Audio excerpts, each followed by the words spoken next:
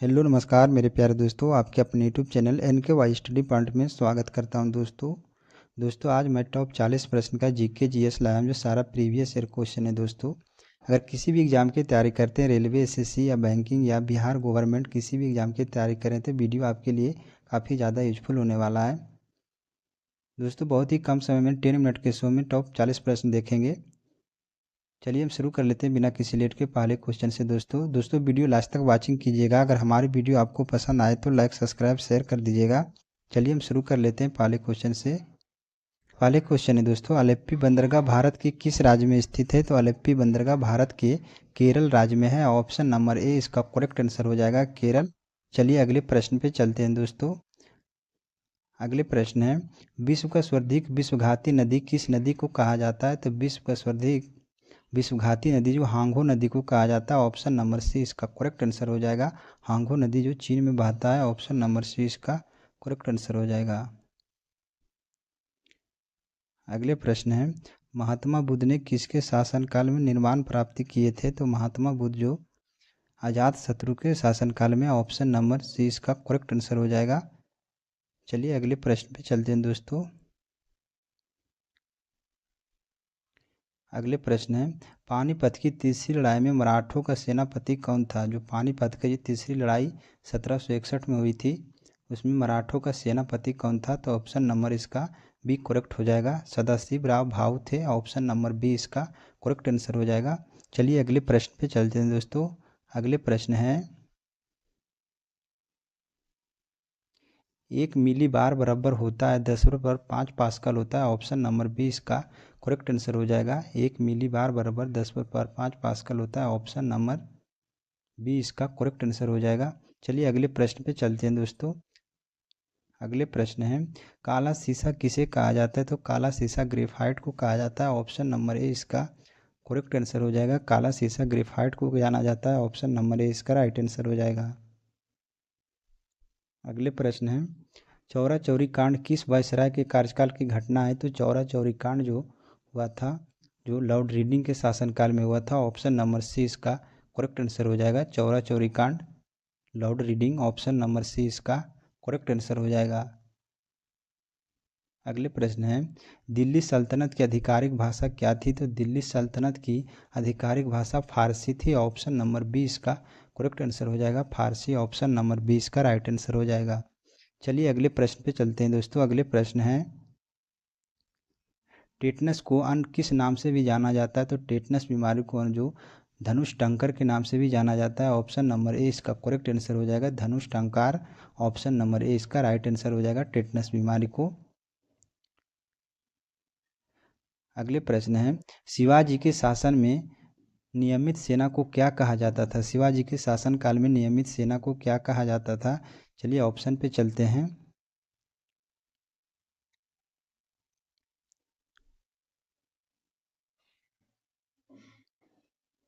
पागा कहा जाता था। ऑप्शन नंबर डी इसका करेक्ट आंसर हो जाएगा, पागा। ऑप्शन नंबर डी इसका राइट आंसर हो जाएगा। चलिए अगले प्रश्न पे चलते हैं दोस्तों। अगले प्रश्न है, इस्लामी आचार विचार के कानून को क्या कहा जाता है? इस्लामी आचार विचार के कानून को क्या कहा जाता था? तो शरीयत बोला जाता था। ऑप्शन नंबर बी इसका शरीयत बोला जाता था। ऑप्शन नंबर बी इसका करेक्ट आंसर हो जाएगा। अगले प्रश्न है दोस्तों,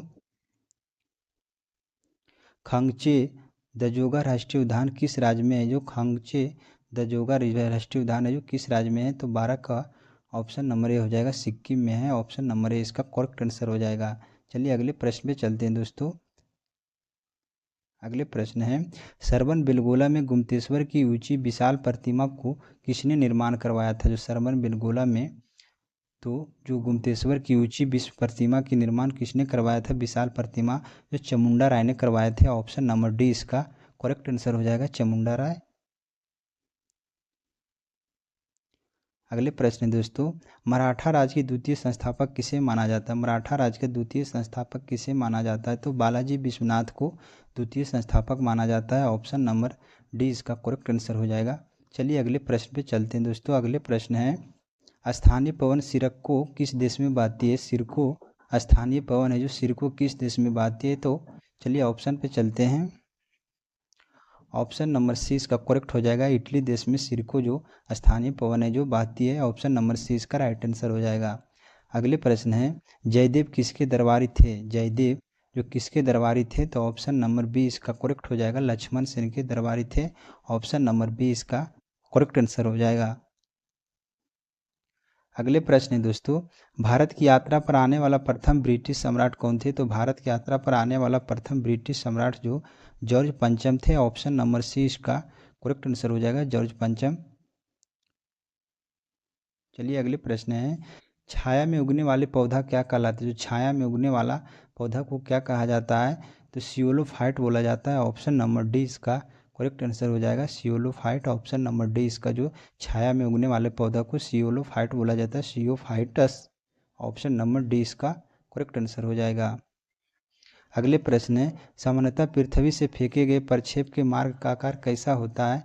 तो ऑप्शन नंबर डी इसका करेक्ट आंसर परवलयकार होता है, ऑप्शन नंबर डी इसका करेक्ट आंसर हो जाएगा, परवलयकार। अगले प्रश्न है, गुजरात में खेड़ा किसान आंदोलन का नेतृत्व किसने किया था? तो गुजरात में खेड़ा किसान आंदोलन का नेतृत्व जो महात्मा गांधी जी ने किए थे, ऑप्शन नंबर डी इसका करेक्ट आंसर हो जाएगा, महात्मा गांधी। चलिए अगले प्रश्न पे चलते हैं दोस्तों। अगले प्रश्न है, बांस किस रूप में वर्गीकृत किया गया है? तो बांस को घास के रूप में वर्गीकृत किया जाता है, ऑप्शन नंबर सी इसका करेक्ट आंसर हो जाएगा, बांस को घास के रूप में किया जाता है। अगले प्रश्न है, दिल्ली अभी दूर यह किसने नारा दिया था? दिल्ली अभी दूर है किसने नारा दिया था? निजामुद्दीन औलिया ने दिए थे, ऑप्शन नंबर बी इसका करेक्ट आंसर हो जाएगा। चलिए अगले प्रश्न पे चलते हैं दोस्तों। अगले प्रश्न है, ओम नमो भगवते वासुदेव की संप्रदाय का प्रमुख मंत्र है? किस संप्रदाय का मंत्र है? इसका राइट आंसर हो जाएगा, वैष्णव संप्रदाय के हैं। ओम नमो भगवते वासुदेव जो वैष्णव संप्रदाय का मंत्र है, ऑप्शन नंबर बी इसका करेक्ट आंसर हो जाएगा। अगले प्रश्न है दोस्तों, शरीर में निकलने वाला विषैला पदार्थ को निम्नलिखित में से कौन है? जो शरीर से निकलने वाला विषैला पदार्थ कौन है? तो ऑप्शन नंबर इसका करेक्ट हो जाएगा, अमोनिया। जो लीवर अमोनिया को यूरिया में बदल देता है, ऑप्शन नंबर सी इसका करेक्ट आंसर हो जाएगा। अगले प्रश्न है, हरित लवक की खोज किसने की थी? तो हरित लवक की खोज सिम्बर ने किया था, ऑप्शन नंबर ए इसका करेक्ट आंसर हो जाएगा, हरित लवक की खोज सिम्बर, ऑप्शन नंबर ए इसका राइट आंसर हो जाएगा। चलिए अगले प्रश्न पे चलते हैं दोस्तों। अगले प्रश्न है, शिमला के सन्यासी के रूप में कौन विख्यात है? तो शिमला के सन्यासी के रूप में ए ओ हुम विख्यात है, ऑप्शन नंबर बी इसका करेक्ट आंसर हो जाएगा, ए ओ हुम। ऑप्शन नंबर बी इसका राइट आंसर हो जाएगा। अगले प्रश्न है दोस्तों, नौजवान भारत सभा के प्रथम सचिव कौन थे? तो नौजवान भारत सभा के प्रथम सचिव भगत सिंह थे, ऑप्शन नंबर सी इसका करेक्ट आंसर हो जाएगा। चलिए अगले प्रश्न पे चलते हैं दोस्तों। अगले प्रश्न है, जीव जंतु एवं वनस्पतियों के अवशेष को क्या कहा जाता है? तो फॉसिल बोला जाता है, ऑप्शन नंबर बी इसका करेक्ट आंसर हो जाएगा, फॉसिल। ऑप्शन नंबर बी इसका राइट आंसर हो जाएगा। चलिए अगले प्रश्न पे चलते हैं दोस्तों। अगले प्रश्न है, पख्तूनिस्तान क्षेत्र को किस क्षेत्र में है? तो पख्तूनिस्तान क्षेत्र है जो, चलिए ऑप्शन पे चलते हैं। ऑप्शन नंबर क्या है? पख्तूनिस्तान क्षेत्र है जो बांग्लादेश, नेपाल, अफगानिस्तान में, ऑप्शन नंबर ए इसका करेक्ट आंसर हो जाएगा, अफगानिस्तान। ऑप्शन नंबर ए इसका राइट आंसर हो जाएगा। चलिए अगले प्रश्न पे चलते हैं दोस्तों। अगले प्रश्न है, नैन्सी किस देश का प्रमुख औद्योगिक नगर है? तो नैन्सी जो है फ्रांस के है, ऑप्शन नंबर ए इसका करेक्ट आंसर हो जाएगा। अगले प्रश्न है दोस्तों, नैन्सी किस देश का प्रमुख औद्योगिक नगर है? तो फ्रांस के है, ऑप्शन नंबर ए इसका करेक्ट आंसर हो जाएगा। चलिए अगले प्रश्न पे चलते हैं दोस्तों। अगले प्रश्न है, जहांगीर की मृत्यु के पश्चात नूरजहां ने किसे मुगल सम्राट घोषित किया था? तो ऑप्शन नंबर ए इसका करेक्ट हो जाएगा, शहरयार को। ऑप्शन नंबर ए इसका राइट आंसर हो जाएगा। जहांगीर की मृत्यु के बाद नूरजहां ने मुगल सम्राट घोषित किया था शहरयार को, ऑप्शन नंबर ए इसका करेक्ट आंसर हो जाएगा। अगले प्रश्न है, ईरानी भाषा का ग्रंथ जो अवेस्ता की तुलना किस भारतीय ग्रंथ से की जाती है? तो चलिए ऑप्शन पे चलते हैं। ऑप्शन नंबर सी इसका करेक्ट आंसर हो जाएगा, ऋग्वेद से तुलना की जाती है, ऑप्शन नंबर सी इसका राइट आंसर हो जाएगा। अगले प्रश्न है, धात्विक ऑक्साइड की प्रकृति कैसी होती है? तो धात्विक ऑक्साइड की प्रकृति क्षारीय होती है। ऑप्शन नंबर बी इसका करेक्ट आंसर हो जाएगा। धात्विक ऑक्साइड की प्रकृति क्षारीय होती है। अगले प्रश्न है, सेब में कौन सा अम्ल पाया जाता है? तो सेब में मैलिक अम्ल पाया जाता है। ऑप्शन नंबर डी इसका करेक्ट आंसर हो जाएगा। मैलिक अम्ल ऑप्शन नंबर डी इसका राइट आंसर हो जाएगा। अगले प्रश्न है, सर्वप्रथम वायुमंडलीय दाब की गणना किसके द्वारा की गई थी? चलिए ऑप्शन पे चलते हैं। ऑप्शन ए में दिया है कोल्हर है, इसका राइट आंसर हो जाएगा। बॉन ग्यूरिक के द्वारा किया गया था वायुमंडलीय दाब की गणना सबसे पहले। ऑप्शन नंबर डी इसका करेक्ट आंसर हो जाएगा। अगले प्रश्न है, बर्फ पर पाए जाने वाला शैवाल को क्या कहा जाता है? तो बर्फ पर पाए जाने वाला शैवाल को क्रिस्टोफाइटस बोला जाता है। ऑप्शन नंबर बी इसका करेक्ट आंसर हो जाएगा। जो बर्फ पर पाए जाने वाला शैवाल को क्रिस्टोफाइटस, ऑप्शन नंबर बी इसका करेक्ट आंसर हो जाएगा। अगले प्रश्न है, कांग्रेस के अधिवेशन की अध्यक्षता करने वाला प्रथम अंग्रेज व्यक्ति कौन थे? तो कांग्रेस के अधिवेशन की अध्यक्षता करने वाला प्रथम अंग्रेज जो जॉर्ज यूले थे। ऑप्शन नंबर डी इसका करेक्ट आंसर हो जाएगा।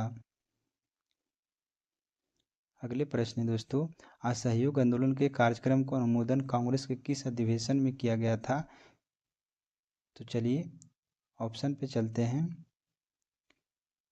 इसका राइट आंसर हो जाएगा नागपुर अधिवेशन में किया गया था। ऑप्शन नंबर सी इसका करेक्ट आंसर हो जाएगा। असहयोग आंदोलन के अनुमोदन में कांग्रेस के किस अधिवेशन में किया गया था? तो नागपुर अधिवेशन, ऑप्शन नंबर सी इसका करेक्ट आंसर हो जाएगा। अगले प्रश्न है, all India trade union Congress की स्थापना किस वर्ष की गई थी? तो 1920 में की गई थी। ऑप्शन नंबर बी इसका करेक्ट आंसर हो जाएगा। दोस्तों हमारा कंटेंट कैसा लगा? टॉप 40 प्रश्न में आप कितना सही किए हैं कमेंट बॉक्स में ज़रूर बताइएगा। अगर वीडियो पसंद आया है तो लाइक सब्सक्राइब शेयर कर दीजिएगा। Thank you.